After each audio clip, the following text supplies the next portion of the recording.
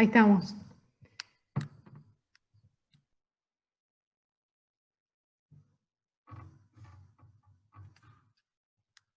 Hola. ¿Qué tal, padre? Acá estaban con un montón de ideas para preguntarle. Ah, buenísimo, me parece bárbaro. ¿Cómo les va? ¿Quién abre el fuego? Bir. Ah, ¿en serio? ¿Cómo te va? ¿Cómo estás, Vicky? Hola, padre. ¿Cómo andas? ¿Bien? Qué gusto Bien, muy encontrarte por bien. acá, por estos pagos. Justo estoy escuchando medio mal, pero bueno,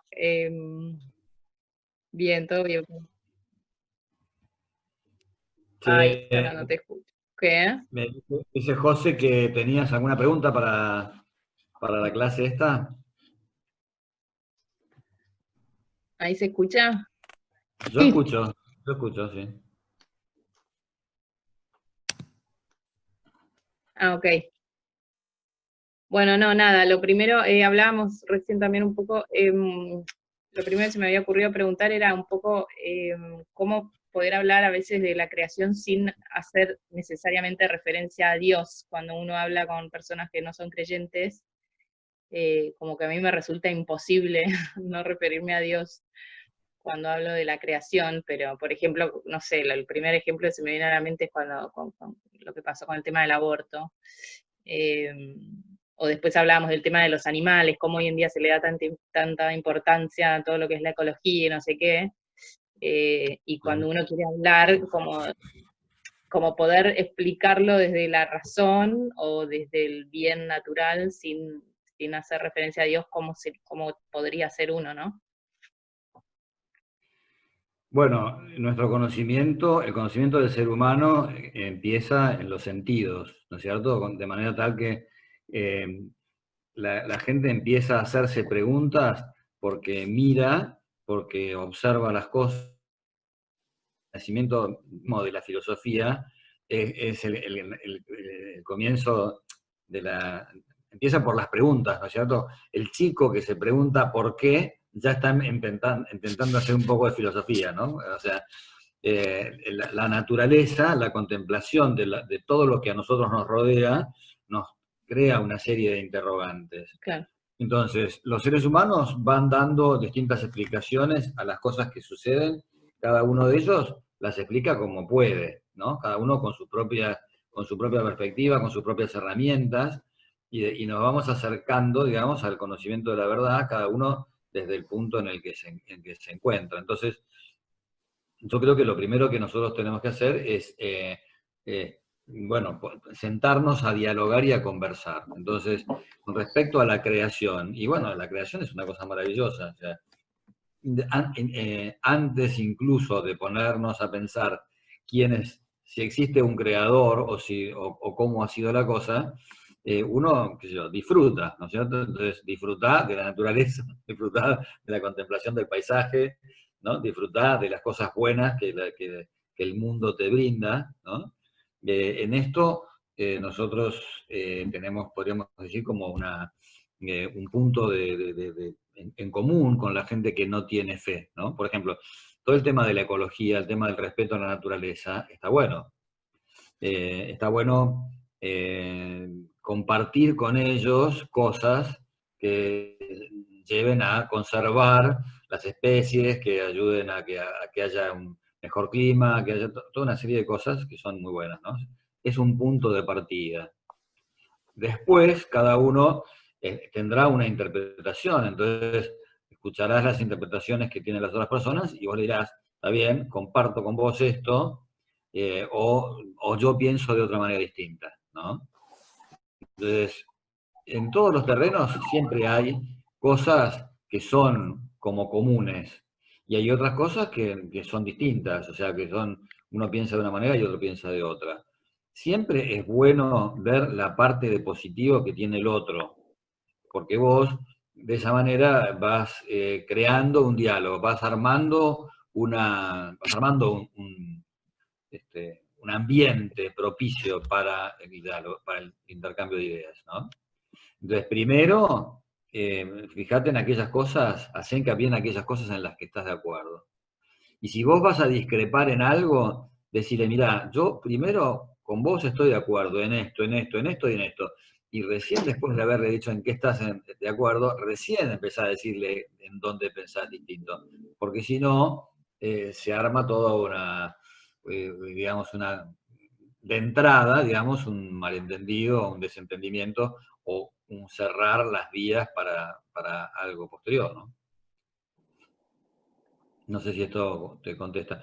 Evidentemente, la fe a nosotros nos dice que hay un creador, ¿no? Hay otras personas que piensan de otra manera distinta. Hay otras personas que piensan que, qué sé yo, por ejemplo, que el mundo viene, o sea, que el mundo ha llegado a la actualidad o que se han formado las especies medio como por azar, ¿no? Hay autores que piensan de esta manera, ¿no? A mí me gusta mucho un ejemplo que de alguna manera hace ver cómo es lo difícil que las cosas, que el mundo se constituya, o el mundo llegue a ser el mundo que es actualmente por el azar, ¿no? Dice, imagínense que ponemos en una bolsa todas las A que hay en el Quijote de la Mancha, todas las B que hay en el Quijote de la Mancha, todas las C que hay en así, cada una de las letras que hay en esa obra, y entonces las metemos todas en una bolsa y las tiramos de un helicóptero, ¿no? Entonces dice, ¿cuántas veces tendríamos que tirar la bolsa para que quedara redactado el Quijote de la Mancha y para que cada una de esas A esté en el lugar en el que tiene que estar, para que una de esas B tiene... Entonces, ¿no sería más fácil pensar que cada una de esas letras, ¿no?, están pensadas por un ser inteligente? O sea, algunos dicen, no, no existe un ser inteligente. Esto salió así porque a lo largo de los años se fue acomodando de esta manera, ¿no? Bueno, está bien, puede ser que se haya ido acomodando por algo que es inicial, ¿no es cierto? Pero tiene que haber una cabeza ordenadora, ¿no? Hay gente que no quiere llegar a la idea de que hay alguien que rige esa evolución, podríamos decir, ¿no? Entonces, bueno, mm, cada una de las cosas que la otra persona diga, uno atiende y después dice lo que a uno le parece, ¿no? Sin imponerlo, porque la otra persona puede pensar distinto, ¿no? Pero uno puede proponer su propio punto de vista. ¿Qué más? Bien. Buenísimo. Cata tenía otra pregunta. Hola padre, ¿cómo estás? Hola, Cata, no te veo. No, no me ves porque si no me anda mal el audio, no escucho. Ah, bueno. Pero ¿Qué a ver tal? si puedo. Ahí estoy, hola padre. Ahí estás, ahí estás. Buenísimo. Ahora me vuelvo. Está bien. Bueno, padre, mi pregunta era un poco con el tema de que sí, que Vir había dicho un poco de la ecología y de los animales. En mi caso tengo muchas amigas que conocí en la facultad y bueno, obviamente no pensamos igual, pero siempre dicen, bueno, capaz con el tema del aborto esto salió también un poco más, el tema de los animales, y yo les preguntaba, bueno, nos pusimos a hablar de por qué el veganismo y no sé cuánto, y era por qué le dan tanta importancia a los animales y no a la gente, y cuando le decís, bueno, pero es una vida, cuando discutís el tema de la vida es, bueno, pero nosotros extinguimos todo, gracias a nosotros el mundo está como está, y el Amazonas se estaba quemando, entonces es como o sea, no, capaz cuesta dar un punto de vista como más parcial, y ya si tenemos fe y saben que nosotros creemos, es como, bueno, te tachan de, vos no ponés porque sos católico y capaz tú con tu opinión de católico no me puedes responder las dudas. Entonces, ahí se hace difícil, como, ¿cómo podemos explicar el tema de los animales y eso con nuestra fe y con haciendo entender? Sí, hay determinadas cosas que no nos van a entender, ¿no? De alguna manera tenemos que hacernos a la idea de que podemos llegar en el diálogo hasta determinados puntos, y hay otros puntos en los cuales nos van a poner el cartel, ¿no es cierto? De hecho, bueno, qué sé yo, el ser humano tiene que vivir de algo, ¿no es cierto? O sea, es cierto, podés vivir de los vegetales, pero bueno,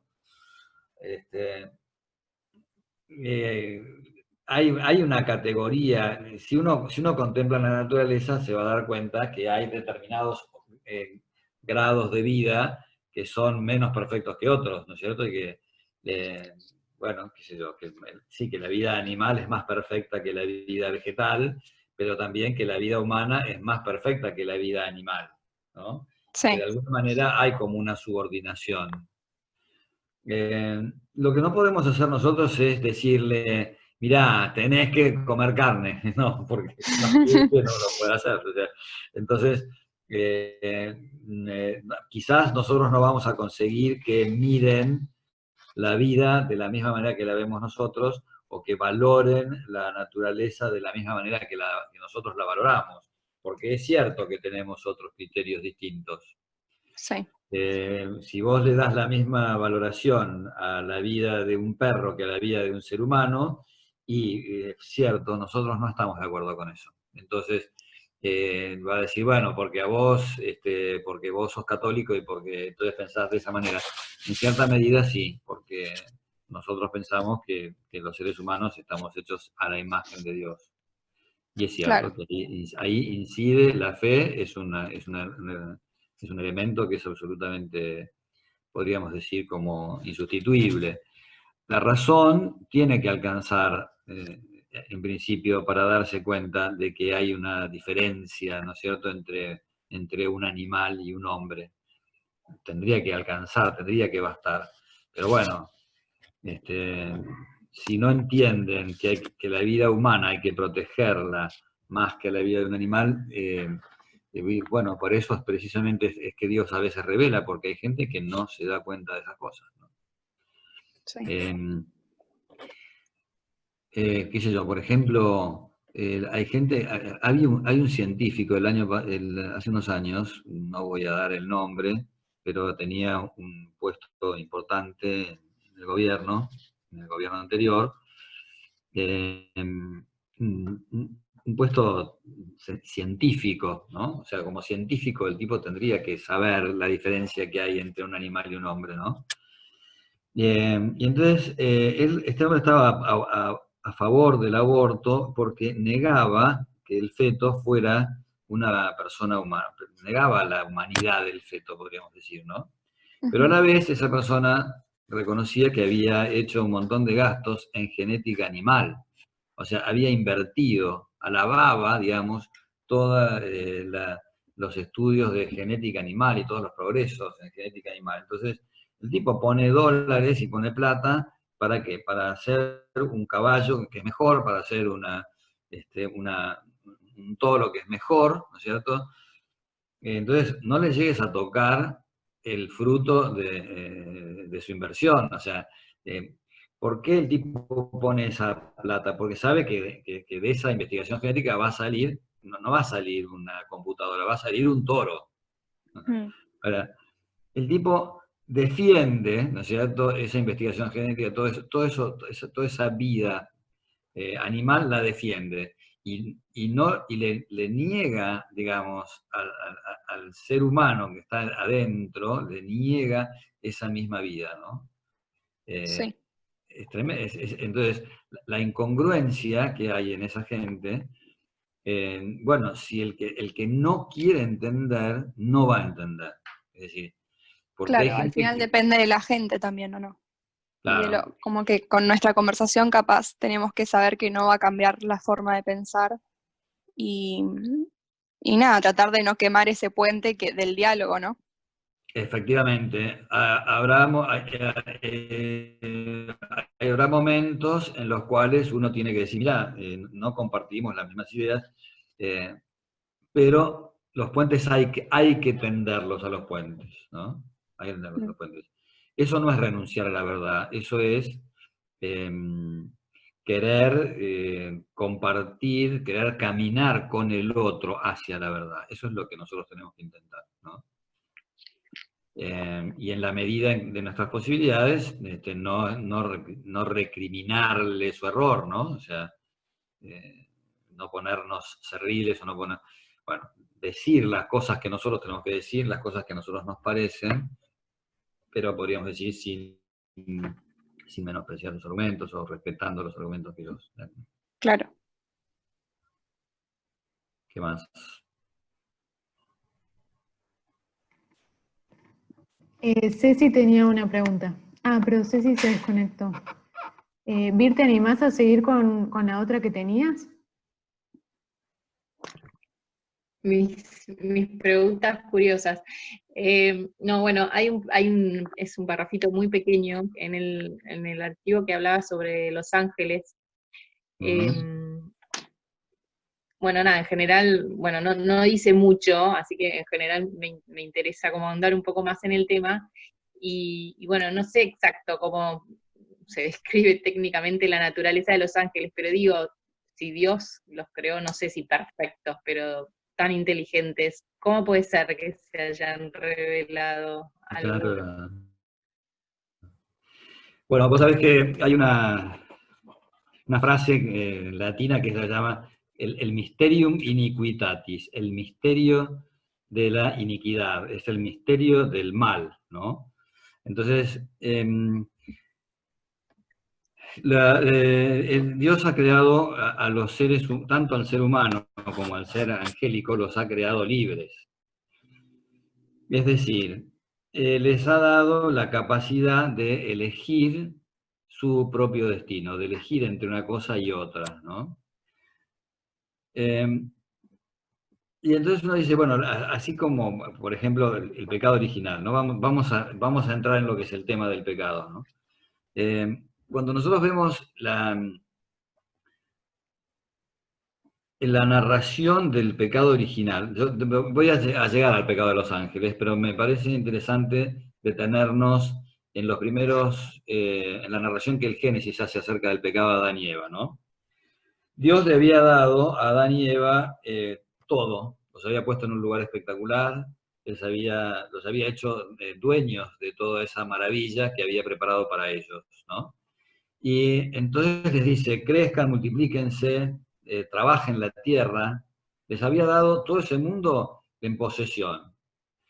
Solamente le había puesto una condición, que no comieran de un árbol determinado, de un fruto determinado. Les cuento que la Iglesia siempre dice que la narración del libro del Génesis no hay que tomarlo literalmente, sino que son historias reales, pero a modo de, narradas con un estilo literario que no hay que tomarlo literalmente, ¿no? Es decir, ¿qué es lo que expresa esta narración? El hombre había recibido todas estas cosas de Dios, pero no estaba dispuesto a aceptar que Dios le dijera de qué manera tenía que administrar todos esos bienes. No estaba dispuesto a aceptar el límite que Dios le ponía. Vieron que ahora hay una frase, no sé si es una propaganda, que dice no limits, ¿no? Nosotros entendemos bastante bien esto. La gente actualmente no quiere que nadie le ponga ningún tipo de límites.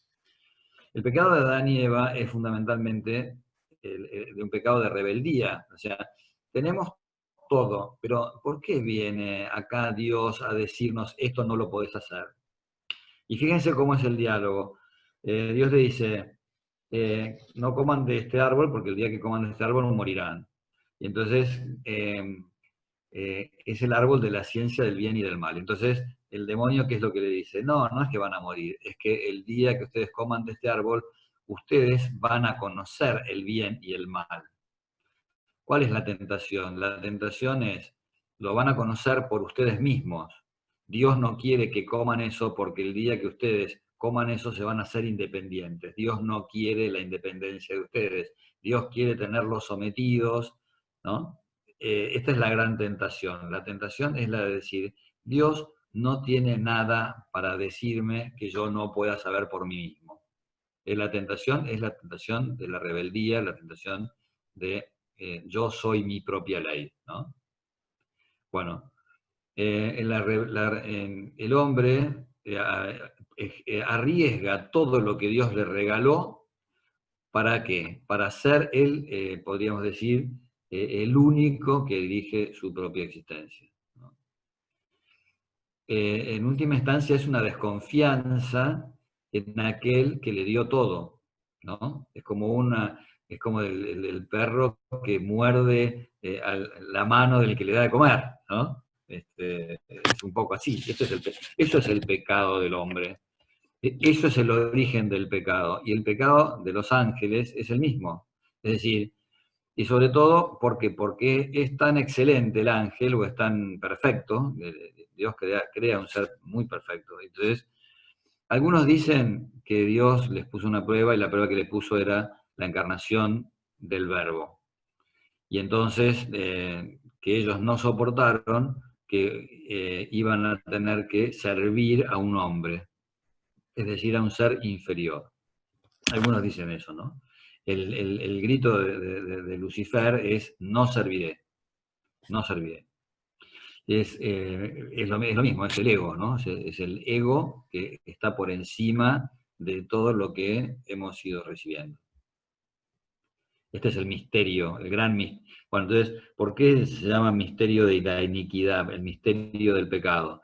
Y porque el hombre tira todos sus tesoros por algo que es realmente solamente un amor propio desordenado, ¿no? Esta es un poco la explicación de lo que es el pecado del hombre, el pecado original, y lo que es también el pecado de los ángeles.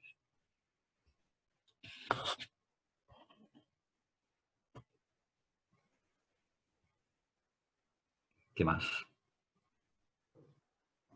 Y si nos habla un poco del mal. ¿De la existencia del mal? De la existencia del mal. Bueno, cómo no. El mal es una carencia de bien. Por ejemplo, la oscuridad es la carencia de luz, ¿no?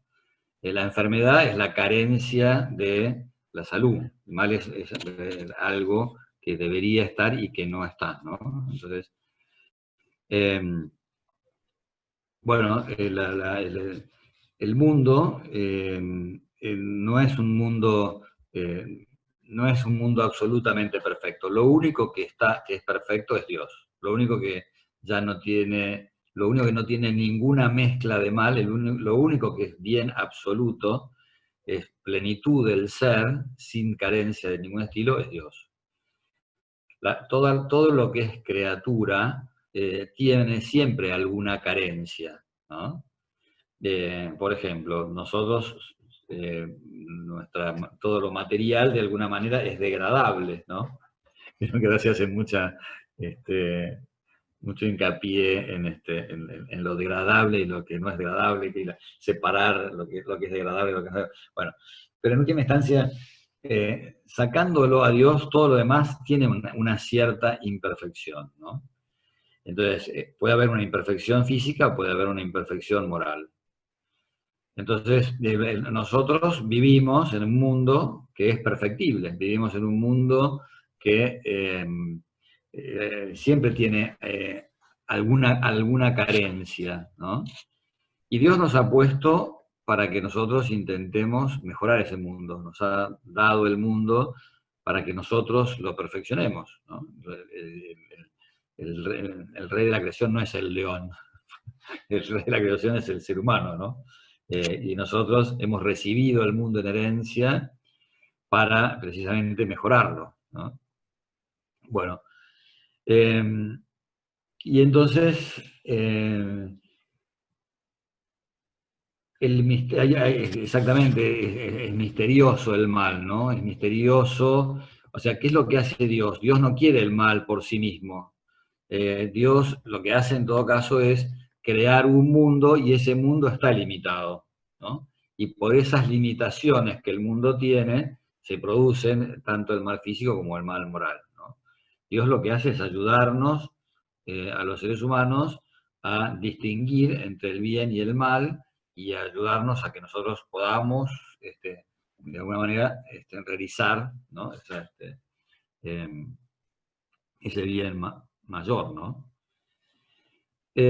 A veces lo que puede confundirnos, y lo que es misterioso, es cómo Dios puede permitir determinados males que a nosotros nos parecen como, a veces nos pueden parecer injustos, ¿no? Había un autor que decía una cosa tremenda. Decía, Dios no puede ser a la vez Padre y Todopoderoso. Es tremendo el argumento, que espero no crearles conflictos con este argumento. Dios no puede ser a la vez Padre y Todopoderoso. ¿Por qué? Porque si es Padre, no es Todopoderoso, y si es Todopoderoso, no es Padre. ¿Por qué? Porque un Padre Todopoderoso no permitiría que sucedieran determinadas cosas que ningún padre de la tierra podría permitir. Hay dolores que un padre no permitiría nunca para sus hijos, ¿no? Si fuera verdaderamente padre, y las cosas siguen sucediendo, es porque no tiene el poder de evitarlos, ¿no? Y a la inversa, si tiene el poder de evitarlos y no los evita, es porque no es lo suficientemente padre. Entonces, es complicado, ¿no? Por eso yo les digo que espero no crearles una duda que no se hayan planteado antes. Decía un autor, decía San Agustín, Dios no permitiría nunca un mal en ninguna de sus criaturas si Él no fuera capaz de sacar de ahí un bien mayor. Es decir, si Dios tiene una serie de bienes que nosotros desconocemos, y esa serie de bienes que nosotros desconocemos, Dios los administra de una manera que Él conoce. Nosotros conocemos, por ejemplo, solamente los bienes de acá de la tierra. Dios tiene, además de los bienes de acá de la tierra, tiene otros bienes que nosotros desconocemos, ¿no? Los bienes sobrenaturales, por ejemplo. Todo lo que va a pasar después de esta vida, nosotros no sabemos qué es lo que va a pasar. Sabemos por la fe que existe una felicidad absoluta. Pero no sabemos además tampoco de qué manera Dios va a ir concatenando los acontecimientos para que termine dándose aquellas cosas buenas que Él tiene pensadas, ¿no? Hay veces que para que suceda un efecto bueno, tienen que ir sucediendo algunas cosas que pueden ser a lo mejor dolorosas, cosas que a lo mejor nos parecen injustas.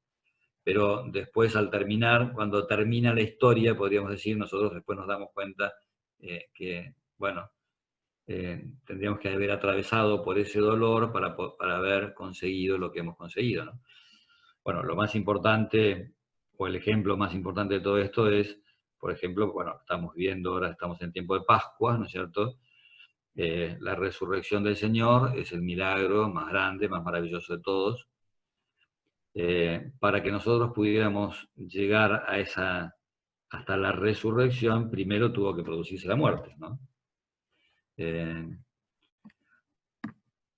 Vieron que Jesús, cuando estaba Jesús en la cruz, los que estaban ahí al lado, un ladrón que estaba a su izquierda y otras personas que estaban ahí contemplando la escena, decía, si es el Hijo de Dios, que descienda ahora de la cruz, ¿no? Que nos haga descender de la cruz a nosotros y que descienda Él de la cruz, ¿no? Y Jesús no les hace caso, o sea, Jesús no está para simplemente satisfacer los deseos de los espectadores, ¿no? Él vino a traer una misión, Él sabe lo que es bueno, y entonces sabe que lo mejor es resucitar, no impedir la muerte, sino resucitar, porque esa resurrección es fundamentalmente prueba más fehaciente de su divinidad, ¿no? San Pablo tiene una frase que es, se las voy a decir en latín por un motivo especial, que ahora les voy a explicar. San Pablo dice, diligentibus deum omnia cooperantur in bonum. ¿Qué significa? Para los que aman a Dios, todas las cosas se dirigen hacia el bien, cooperan hacia el bien, para los que aman a Dios. El fundador del Opus Dei hizo una especie como de resumen de esa frase latina y decía, omnia in bonum. Entonces, bueno, había una chiquita que había escuchado que su madre decía muchas veces esta frase, omnia in bonum, ¿no? Entonces, pero claro, ¿cuándo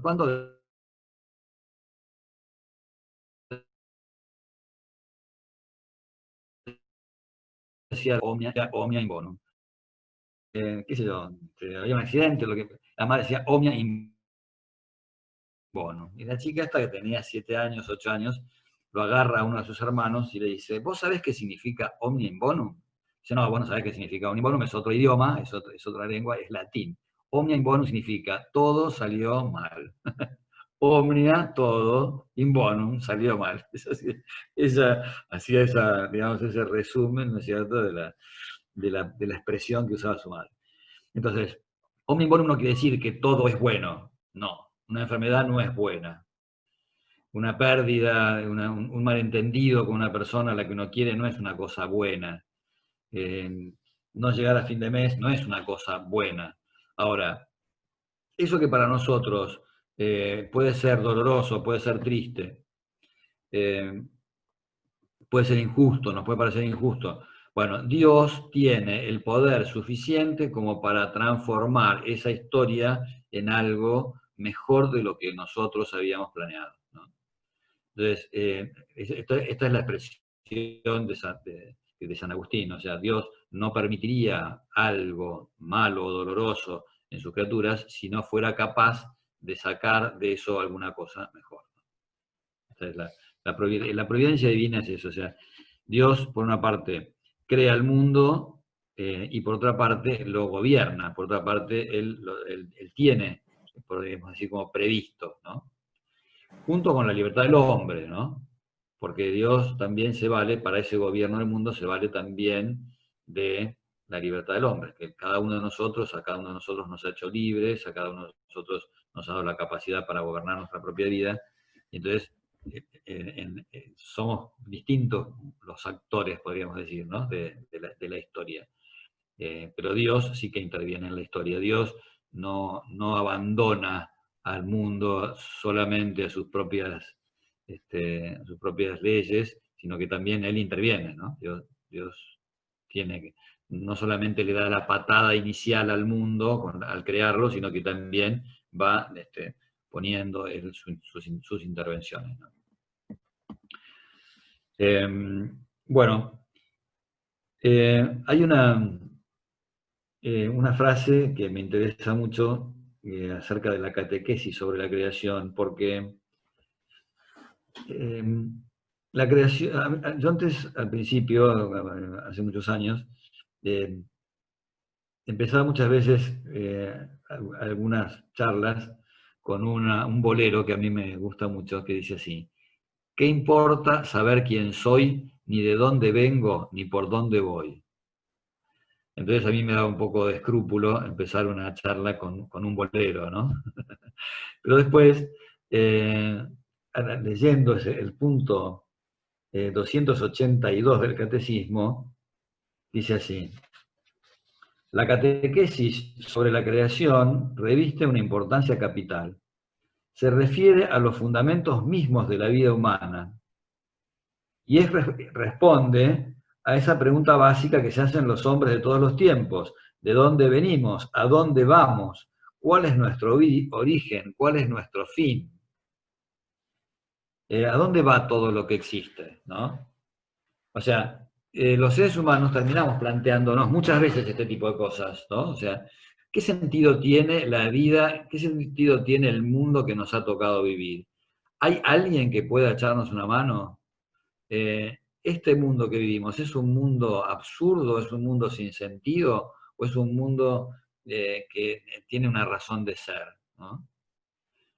Entonces, bueno, estas preguntas que el hombre se hace, la gente la ha contestado de distintas maneras, ¿no? Por ejemplo, volvemos al tema del mal y al tema del dolor, ¿no? La experiencia de las guerras, por ejemplo, que son experiencias de mucho dolor, de dolor muy grande, muchas veces a las personas las han ido,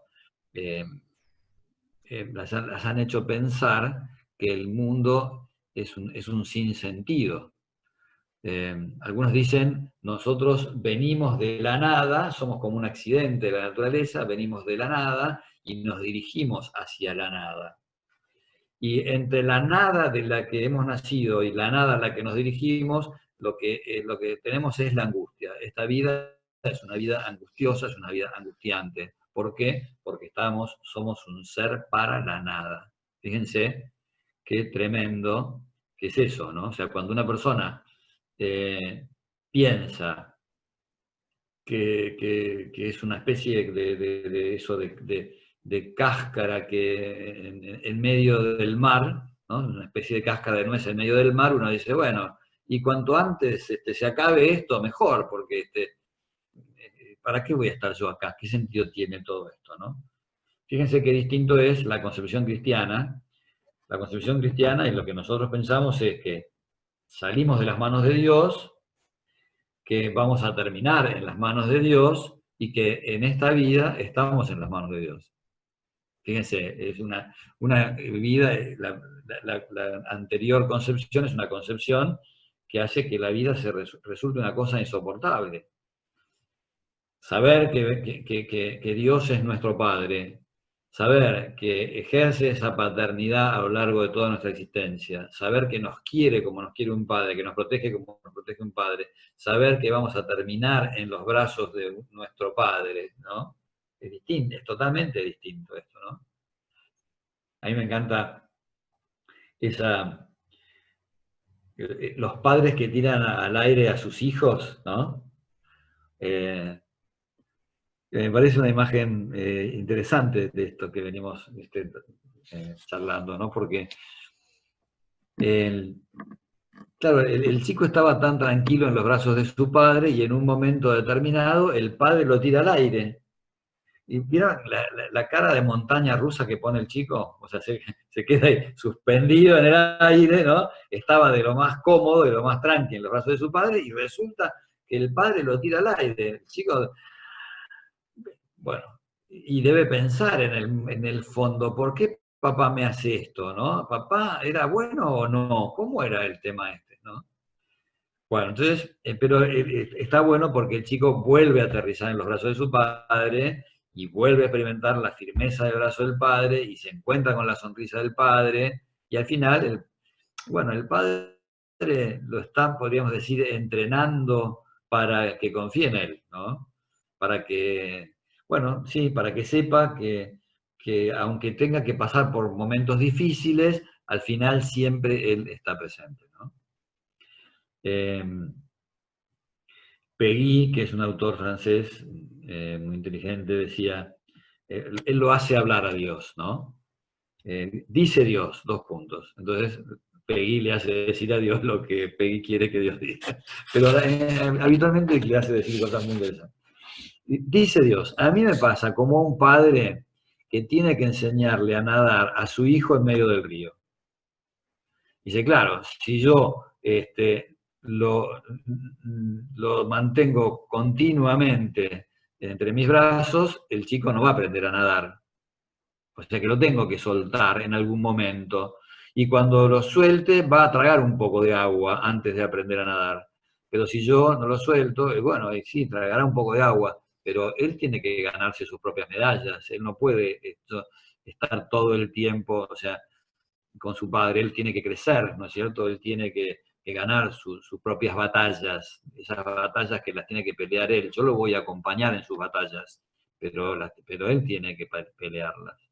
Y entonces él no sería un buen padre el que diga, bueno, mira, yo a vos te voy a evitar todo tipo de dolores, todo tipo de dificultades, todo te lo voy a resolver yo, no. O sea, podés sostenerlo, podés ayudarlo, el buen padre lo que hace es darle las armas para que él pueda luchar sus luchas, sus batallas, ¿no? Entonces, qué distinto es, ¿no? Qué distinto es vivir la vida cuando uno piensa que está solo o cuando uno tiene la certeza y la seguridad de que hay alguien que lo está protegiendo, que lo está defendiendo, y que lo va a dirigir hacia el bien, ¿no? Hacia el triunfo definitivo.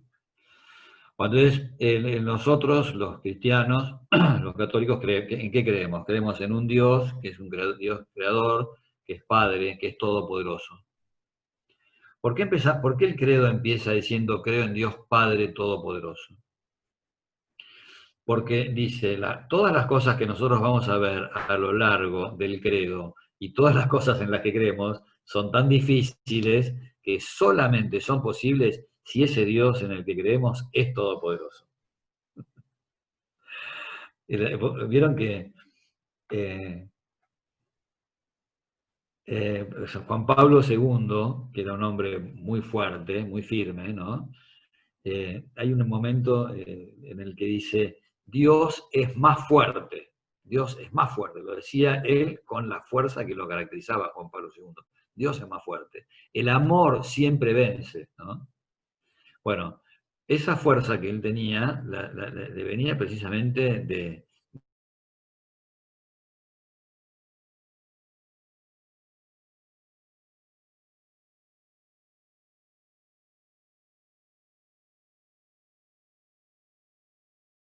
nosotros tenemos la necesidad de tener ese apoyo, ¿no? Había un chiquito que se llamaba Franco, que tenía sangre italiana el tipo, y entonces el padre le había regalado un evangelio con ilustraciones. Entonces el chico miraba las imágenes de Jesús, que era golpeado por los soldados romanos, y entonces el tipo le hervía la sangre, ¿no? Se le subía la mostaza al tano, ¿no? Era chiquito, pero era así, ¿cómo se llama?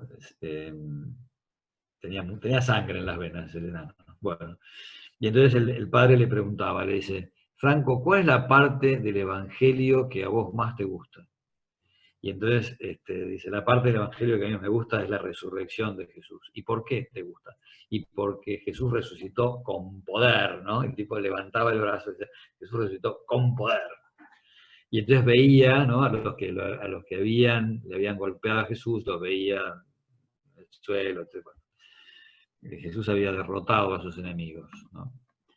Bueno, nosotros tenemos esa necesidad, ¿no? De saber que el Señor gobierna ese mundo, aunque a veces nos haga esperar, aunque a veces nos dé la impresión de que están medio como dormidos, ¿no? ¿Vieron? Como los discípulos en la barca cuando estaba Jesús dormido en medio de la tempestad y en un momento determinado lo despierta y dice, Señor, ¿no te importa que perezcamos? ¿No te importa que nos hundamos? Y entonces el Señor se levanta, ¿no? Y con su poder, lo que hace es precisamente decirle a la tempestad que se calme, ¿no? Bueno, esto en cuanto a la creación y el gobierno del mundo.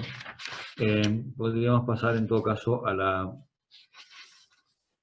tema de cómo Dios crea al hombre a su imagen, ¿no? Esto es una cosa realmente interesantísima porque precisamente acá está la diferencia entre el ser humano y el resto de los demás seres, ¿no?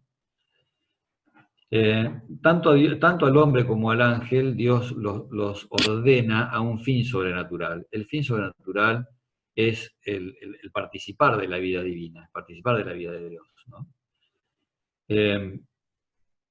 De manera tal que lo crea a su imagen, lo crea con inteligencia, lo crea con voluntad, lo crea libre, lo crea con esa capacidad para vincularse con las demás personas.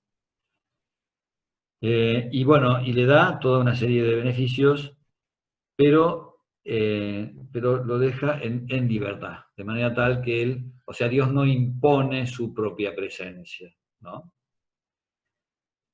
Y bueno, y entonces le da al hombre una serie de capacidades, de dones y de regalos, ¿no es cierto? Y le pone esa única condición, ¿no es cierto? Pero desgraciadamente el hombre decide, la decisión que toma es una decisión desacertada, ¿no es cierto? Decide desprenderse, podríamos decir, de ese regalo divino para autogobernarse, por la autocomplacencia de sí mismo, de su propia dignidad, ¿no? Alguien ponía una imagen, decía, hablando de la soberbia, ¿no? Que es el origen de todo pecado, decía, es como si la luna, enamorada de su romanticismo, le dijera al sol, yo no te necesito. Y entonces interpusiera como una valla, ¿no es cierto?, un muro entre ella y el sol. Claro, ¿por qué la luna es romántica? Y porque es iluminada por el sol. O sea, en el momento en el que la luna deja de ser iluminada, ¿no? Entonces, cuando nosotros los seres humanos queremos ponerle una valla a Dios, le interrumpimos la conexión con Dios, es como cuando nos quedamos sin Wi-Fi, más o menos, parecido. Es decir, se interrumpen las comunicaciones, se interrumpe toda una riqueza maravillosa, ¿no? ¿Por qué? Porque Dios es la fuente de todo eso que nosotros tenemos, toda esa, la fuente de toda nuestra riqueza. Bueno, entonces, ¿qué es el pecado original? El pecado original es la consecuencia de ese pecado, ¿no es cierto?, de Adán y Eva, que ha hecho que todos los seres humanos, que la humanidad entera, haya quedado como disminuida en en todos esos regalos que Dios le había hecho, ¿no? Es decir, como consecuencia del pecado queda una oscuridad en la inteligencia, en la capacidad de conocer, queda una debilidad en la voluntad y queda también un desorden en los afectos, ¿no? Es como, algunos explican, ¿no? Es que como cuando hay un torrente, cuando hay algo que es muy fuerte, imagínense ustedes, qué sé yo, un río que viene cayendo, ¿no? Una cascada. Entonces, cuando le pones un muro y le pones unas turbinas y convertís eso, ¿no? Bueno, contenés el agua, ¿no es cierto? Le pones un muro, le pones un dique y contenés el agua. Cuando el dique estalla, el agua sale con toda la fuerza que venía arrastrando y arrastra con todo, ¿no? Entonces, la obediencia del hombre a Dios era como, podríamos decir, como ese dique que contenía todas esas fuerzas que existen adentro del hombre, ¿no? Adentro nuestro existe toda una serie de fuerzas que tienden a salir, ¿no? Cuando el hombre se rebela contra Dios, podríamos decir, todas esas fuerzas que hay en nuestro interior se rebelan contra nosotros. Esas fuerzas ya no obedecen al hombre como antes lo obedecían. Hay en la narración del libro del Génesis, es muy interesante ver cómo es la relación entre Adán y Eva antes del pecado y cómo es la relación entre Adán y Eva después del pecado. Dice, ahí el narrador, el que escribe el libro del Génesis, el hagiógrafo, cuenta cómo antes del pecado, como al comienzo de todo, ¿no es cierto?, dice que Adán y Eva estaban desnudos y no se sonrojaban. Y cuenta cómo después del pecado, en el momento en el que Dios se aparece, lo busca Adán se esconde, ¿no? Y se esconde porque estaba desnudo. Entonces Yahvé le dice, ¿y quién te dijo que estabas desnudo? ¿Acaso has comido del árbol que te dije que no comieras? O sea, porque la desnudez antes del pecado no era algo desordenado, porque el hombre estaba interiormente ordenado. El hombre, al contemplar la desnudez, simplemente veía la riqueza de la creación divina. O sea, veía a la otra persona como un regalo que Dios le hacía. En el momento en el que el hombre se deja llevar por su egoísmo, empieza a ver a la otra persona no como un regalo divino, sino como un botín, sino como algo que a mí me produce placer, como algo que a mí me beneficia, como algo, es decir, es la mirada del egoísmo. Antes del pecado, el hombre está reconociendo en la creación la maravilla del don divino. Después del pecado está pensando solamente en él. Y la otra persona es un objeto de mi placer o de mi beneficio. ¿No? Por eso es que el hombre queda, digamos, como sometido a su egoísmo, y somete a los demás a su propio egoísmo. ¿No? Pero bueno, las peleas también empiezan después del pecado, ¿no? Una vez escuché un diálogo, era un hombre que le decía a una mujer, dice, no te olvides que la mujer fue la primera que pecó, porque la primera que comió de la manzana fue Eva, ¿no es cierto? Y entonces la mujer le dice, no te olvides que el hombre fue el primer buchón, dice. Porque dice, la mujer que me diste por compañera me dio y yo comí. ¿No? O sea, el primer buchón fue. Le estoy dando letra, ¿vieron a ustedes para que se defiendan? Bueno, también, o sea, después del pecado es cuando empieza la pelea, después del pecado es cuando empiezan a hacerse esas acusaciones mutuas, ¿no? Al principio lo que había era armonía, al principio lo que había era, bueno, por lo menos no figuran estas peleas antes del pecado, ¿no? Entonces, el Concilio de Trento afirma que el hombre no ha perdido toda la capacidad para hacer el bien, pero sí tiene esas heridas y sí tiene que ser consciente de que tiene que luchar para combatir esa debilidad suya, ¿no? Chesterton decía que hay un dogma de fe que a él le resultaba evidente, y es el dogma del pecado original. Cuando yo leía esas cosas de Chesterton decía, ¿qué le pasa a este tipo? Está loco, ¿por qué? ¿Dónde ve él que es evidente la existencia del pecado original?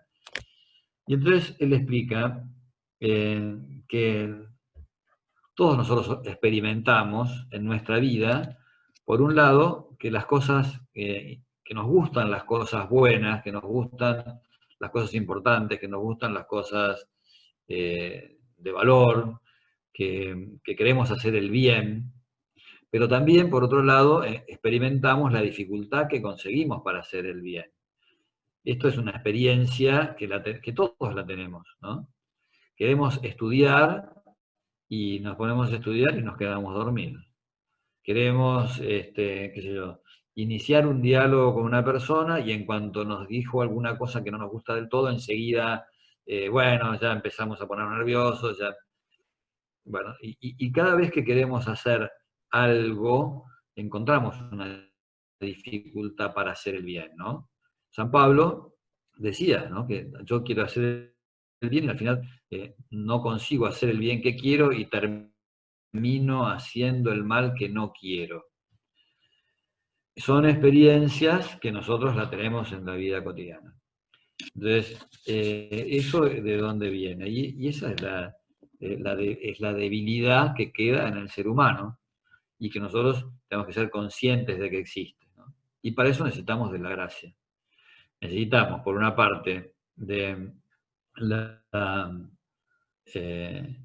nuestro esfuerzo personal, porque, o sea, Dios no quiere exonerarnos de todo tipo de esfuerzo, es decir, quiere que algún esfuerzo hagamos, ¿no? Pero por otra parte, a donde nosotros no llegamos, Él llega con su gracia. Entonces, para realizar el bien, nosotros estamos necesitados de esa ayuda que el Señor nos da, ¿no? Para realizar el bien nosotros estamos necesitados de la redención, estamos necesitados del ejemplo que el Señor nos da, estamos necesitados de la gracia, que la gracia es como una pasión de la vida divina en nuestro interior, ¿no? En el primer capítulo del Evangelio de San Juan nos dice, ¿no? En el principio era el verbo estaba en Dios, el verbo era Dios, por él fueron hechas todas las cosas, y después dice, y el verbo se hizo carne y habitó entre nosotros. Y nosotros hemos conocido su gloria, ¿no? Y de su gracia todos participamos, ¿no?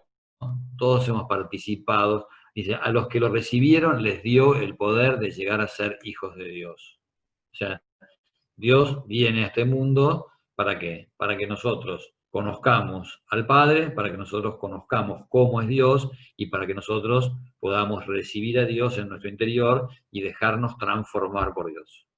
Entonces, Dios no abandona al hombre después del pecado, sino que le promete ese Redentor, y ese Redentor viene fundamentalmente con Jesús, ¿no es cierto?, que viene a este mundo a enseñarnos cómo es el camino que va hacia el Padre, ¿no? Yo soy el camino, la verdad y la vida, dice Jesús.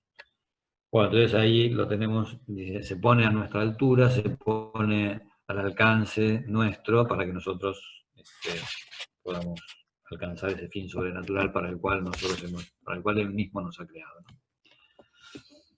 Los sacramentos son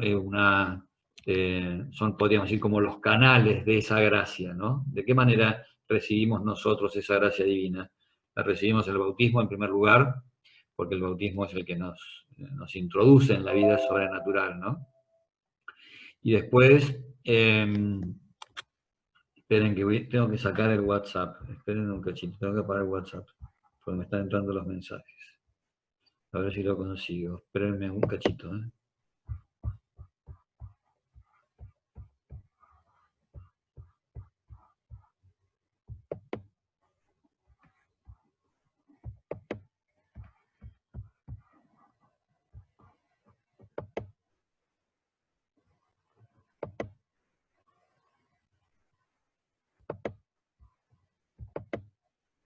Ahí estamos de nuevo.